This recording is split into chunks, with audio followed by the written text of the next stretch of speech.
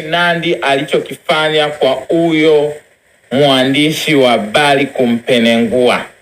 Sijui unanielewa, mambo ni penengu. Amempenengua. Ya bwana, kitu ambacho kimehappen bwana ni kwamba mwanadada Nandy katika interview ambayo ameifanya hivi karibuni ni kwamba waandishi wa habari waliamua kumuuliza maswali kuhusiana na jinsi yeye anavyoshindanishwa na mwanadada mwenzie ambaye anafanya vizuri katika industry ya muziki wa Bongo Flava vile vile. Hapa tunamzungumzia mwanadada ambaye anakwenda kwa jina la Zuchu.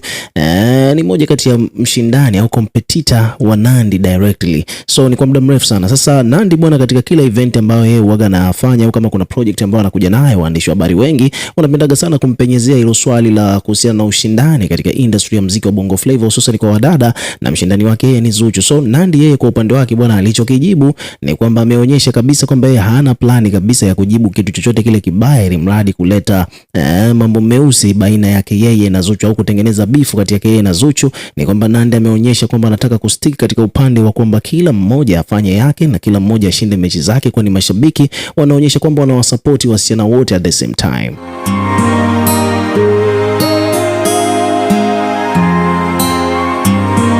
So kwa mujibu wa jibu ambalo amelitoa Nandy, ameeleza kwamba hicho ni kitu ambacho ni cha kawaida kabisa, kwani yeye tokea mwaka 2016 amekuwa akishindanishwa na wasanii mbalimbali. Kwa hiyo issue yeye kushindanishwa sasa hivi na Zuchu hivyo vyote vile kwa mafanikio, namba, mashabiki, pesa, followers na vitu vingine tofauti ni kitu cha kawaida kabisa kwake, na anasema kwamba hivyo ndivyo mziki unavyokuwa. So huyu Mr. Mifumo amekuja kulizungumzia swala hilo kwa upande wake. Nataka hapa kwanza umsikilize, alafu nikuelezee jinsi ambavyo game ilivyo kuhusiana na hii issue ya competition kati ya hawa wadada ambao wanafanya poa katika industry, na pia tutaangalia baadhi ya maoni ya wadau mbalimbali ambao wamekuja nayo katika comment section.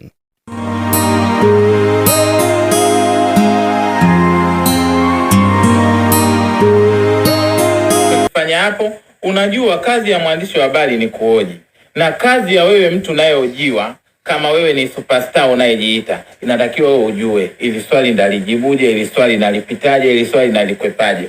Mtu mwingine leo kesho hapa tungesikia ugomvi wa Zuchu na Nandy. Kwa nini hamjui namna ya kuwajibu? Sijui unanielewa, mjibu hadi yeye akose jambo lingine la kuuliza. Unajua kazi ya mwandishi wa habari yeye ni kuuliza. Atauliza lolote. Kwa hiyo wewe ukijibu vibaya, naye analichukulia vile ndo baadaye mnakuja kuona haya mambo yanakuja analeta kama ugomvi kwenye mitandao ya kijamii. Mwandishi ambaye anaweza kukuuliza swali lolote, lakini ukiona una mja ya kujibu na jibu.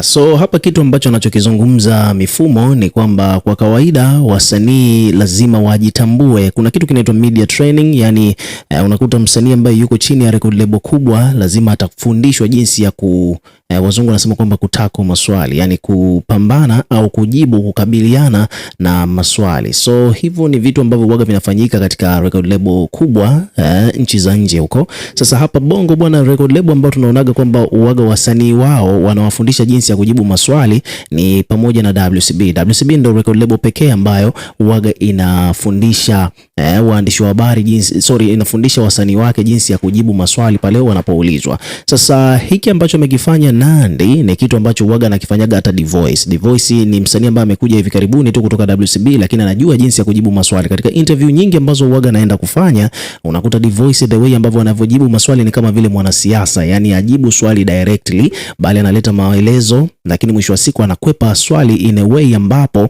huwezi kumuongeza tena swali lingine ambalo linaweza likaleta uchonganishi kati yake yeye na msanii mwenzie.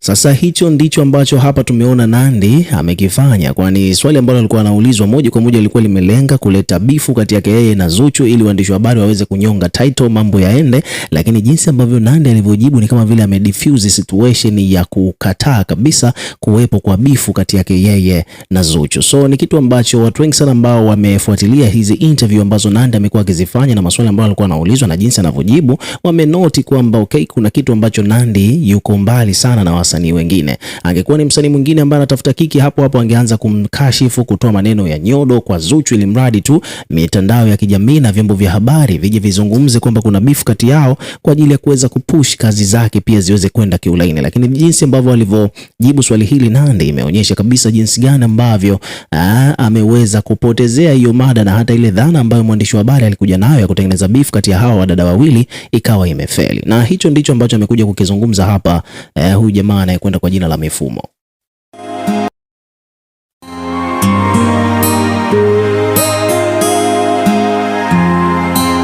Kijibu vibaya naye analichukulia vile ndo baadaye mnakuja kuona haya mambo. Ukijibu vibaya mjibu hadi yeye akose jambo lingine la kuuliza. Unajua kazi ya mwandishi wa habari yeye ni kuuliza. Atauliza lolote. Kwa hiyo wewe ukijibu vibaya naye analichukulia vile ndo baadaye mnakuja kuona haya mambo yanakuja yanaleta kama ugomvi kwenye mitandao ya kijamii. Mwandishi ambaye anaweza kukuuliza swali lolote, lakini ukiona una mja ya kujibu na jibu. Na Simona amejibu vizuri. Jamani, penengu ndo tunapenda kupenenguana, na mimi ndo nataka sasa mambo ya penengu kama hayo. Kwa hiyo pale ungeanza kujibu mimi siwendi, mimi sichindani, tayari asubuhi tungeamka mambo ni peru tunauliza what happened jamani, Zuchu na Nandy vurugu. Kwa hiyo ndo hivyo, inatakiwa mjue jinsi ya kudili, jinsi ya kucheza navyo vitu kama hivyo. Nandy, very nice umefanya mami. Hapo sasa muone.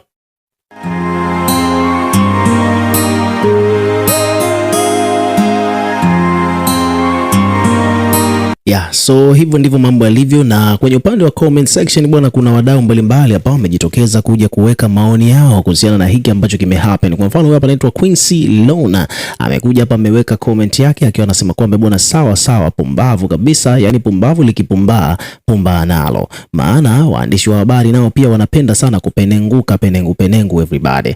Huyu amekuja kuandika hivyo akiwa anamaanisha kwamba yani kama vile ana support the way ambavyo Nandy alivyokwepa hilo swali ambalo lilikuwa limekuja kuulizwa kati yake, ili mradi tu kuzalisha bifu kati yake yeye na mwanadada mwenzie ambaye anafahamika kwa jina la Zuchu kutoka WCB.